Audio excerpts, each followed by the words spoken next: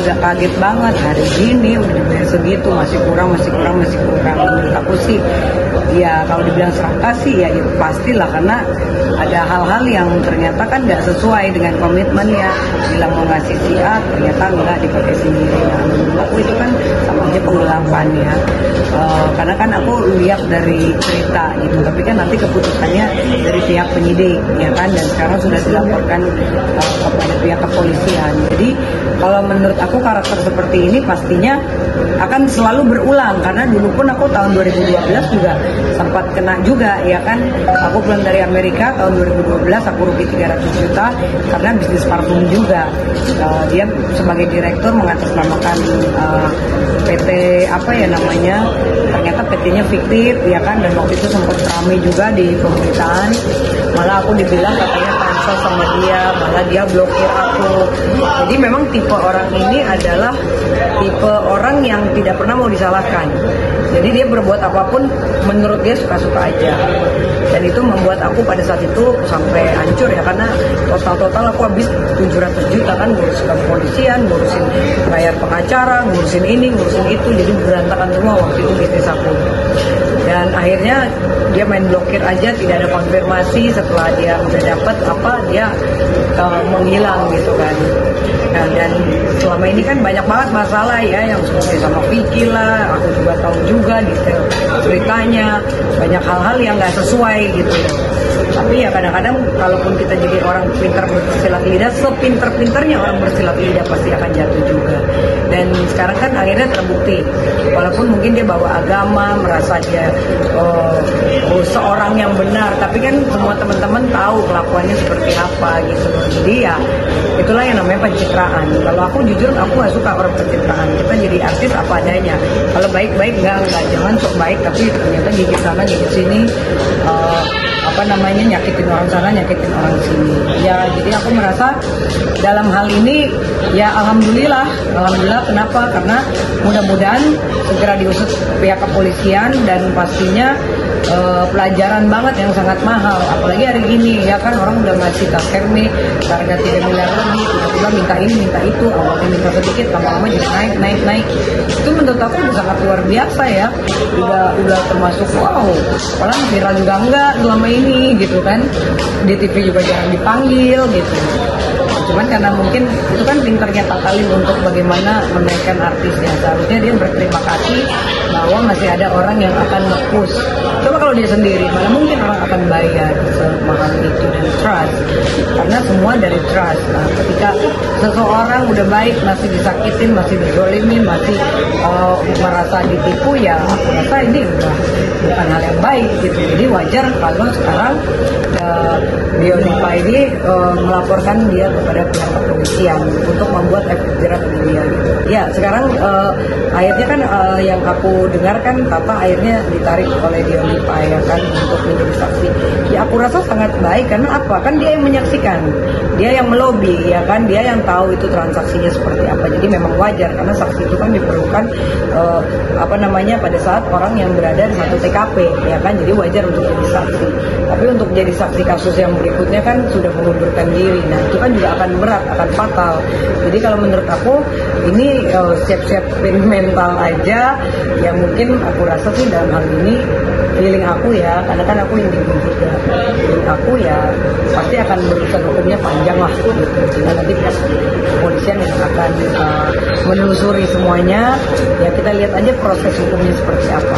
Kita tidak boleh mendengar satu pihak. Kita tuh jadi orang harus bijaksana.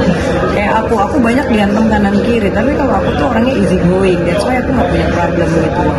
Ya kan, mungkin aku rasa pihak yang sana hanya mendengar satu pihak sehingga emosi tinggi, ya kan, padahal dia nggak tahu yang sebenarnya.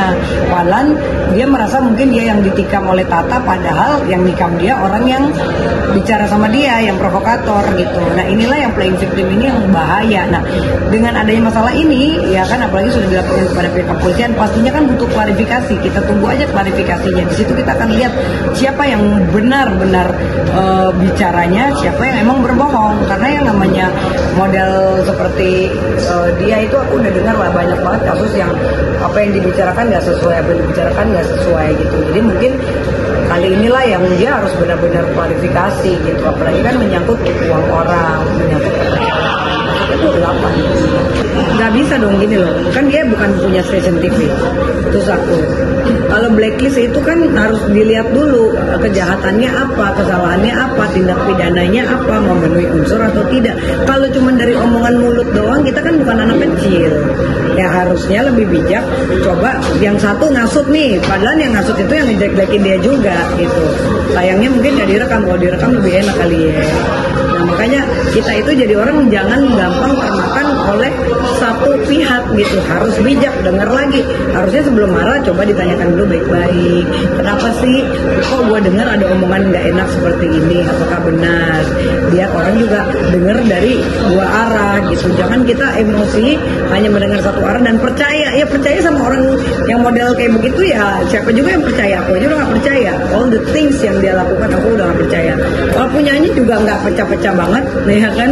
Kalaupun di TV juga nggak ada juga acara TV yang mau pakai, apalagi terus kasusnya nggak jauh dari masalah uang, masalah uang orang lah, ya kan, masalah inilah, masalah itulah. Terus dulu bermasalah yang aku dengar di TV juga harus paketan lah, ya kan, kalau nggak paket nggak mau lah, pokoknya terlalu tinggi gitu. Tolong deh sadar diri dulu lo siapa, ya kan, kita semua udah tahu asal usulnya gitu loh. Jadi jangan seperti princess, mungkin merasa princess dari Dubai, ya kan, yang harus itu sekian miliar. Ya lu kalau sekian miliar ya udah kerja yang benar, terus jangan pakai bohong-bohongin orang lagi gitu loh. Dan jangan terlalu menuntut ekspektasinya terlalu tinggi. Aku jujur dari dulu udah bilang, Pak, lu ngapain ngurusin dia gitu loh. Karena jujur aja, karena berapa kali pertemuan juga sama aku kan udah gak pernah teguran, merasa sombong, padahal dia belum jadi apa-apa, gue udah lebih 10 kali daripada dia gitu. Tapi aku cuma ngeliat kan, aku kan masih sakit hati dong masalah parfum dulu ya. Dia segitunya bilang aku pansos sama dia, kan dulu gue main sinetron udah ngomong 20.000 bos, dan gue gak pernah berusaha mentrok sana mentrok sini, aku kan gak pernah. Nah kalau dia kan udah track recordnya semua orang udah tahu, ya kan. Tapi kalau di TV kesannya yang teraniaya, kesannya yang agamanya kuat, padahal sholat udah jarang lah, ini itu kita udah tahu semuanya lah. Makanya dengan seperti ini ya aku merasa sebagai sahabat Tata, alhamdulillah ya kan, paling tidak bisa semua orang tuh tahu siapa dia sebenarnya, dan dia juga harus mengklarifikasi apa yang sudah dia perbuat, karena berani berbuat berani tanggung jawab dong. Sekarang aku lihat di media sosialnya malah makin menghina-hina, dibilang lah lu ini itu, ya kan. Padahal dalam hati aku, ya malu kan dia ya, yang terlalu ekspektasi terlalu besar, pakai ini pakai itu, memaksakan diri. Hidup ini jangan memaksakan diri. Ketika kita lagi nggak ada, ya nggak ada aja. Mau pakai tas biasa juga nggak masalah, daripada lu mau bergaya hebat, so crazy rich, padahal duitnya kita udah tahu semua dari mana cara bermain dia, kehidupan dia, kita semua udah tahu gitu loh. Tapi kan nggak mungkin kita ceritain detail di media, tapi ya harus diperhatikan bahwa hati-hati dengan langkah kamu. Saya hebatnya kamu pasti akan kena batunya gitu. Apalagi ini udah bertahun-tahun kan seperti itu terus, bermasalah terus dimanapun gitu. Kata yang aku tahu memang gak dikasih apa-apa kok gitu. Sampai aku bilang, lu baik banget sih sama dia, ngapain, bisnis is bisnis, kata aku begitu.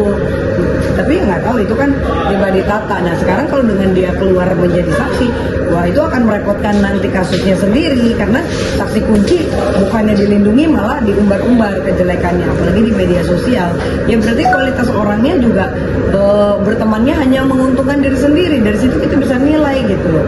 Padahal kan itu penting banget harusnya, apalagi kan selama ini Tata banyak banget yang aku tahu membantu ya, banyak kenalin sini ngurusin, bayarannya juga nggak sesuai, tapi Tata masih baik, masih tetap belain dia. Nah sekarang akhirnya malah bagus kalau menurut aku, ya kan, malah bagus Tata akhirnya mengundurkan diri menjadi saksi lewat Bang Uji karena merasa harga dirinya udah diinjak-injak. Nah ini kan nggak boleh sebenarnya. Masa sih sebagai sahabat seperti itu, padahal banyak banget loh setelah dari dia tuh semua yang membantu, dan aku tahu persis. Cuman kan aku nggak mungkin umbar ceritain satu-satu. Tapi as a best friend aku udah bilang, udah please dari dulu, dari 5 tahun 7 tahun yang lalu, udahlah gitu loh. Karena kan aku indigo, aku bisa ngelihat orang, jadi aku aja di setiap kesempatan nggak pernah mau teguran gitu. Oke, pesan buat Tata, please Tata, coba dengerin omongan gue ya kan, karena kita bersahabat. Dulu juga Tata pernah berselisih sama aku karena kasus parfum juga, ternyata PT-nya fiktif ya kan. Sebenarnya kalau aku mau kasusin lagi tuh semuanya bisa kena semua ya kan, tapi karena aku tuh orangnya pada saat itu walaupun habis 700 juta di tahun 2015, ya udahlah, gue pikir udahlah, aku cuma berdoa suatu saat akan kena karma ya. Dan alhamdulillah sekarang udah ada kasus gini, mudah-mudahan pihak kepolisian juga lebih cepat ya kan memproses, kita bisa melihat kebenaran siapa yang benar siapa yang tidak ya. Kita lihat aja nanti klarifikasi dari dia seperti apa, bagaimana pretend pembelaan diri dia itu, sehingga nanti kan banyak saksi-saksi yang akan berbicara gitu loh tentang kehidupannya ya kan. Apalagi kayak di kripto kan saksi kunci udah pada hilang, terus mau pakai saksi siapa bu? Ya namanya saksi kan orang yang mengetahui di TKP ya, itu aja udah hilang. Nah itu kan bisa berbalik nanti laporannya.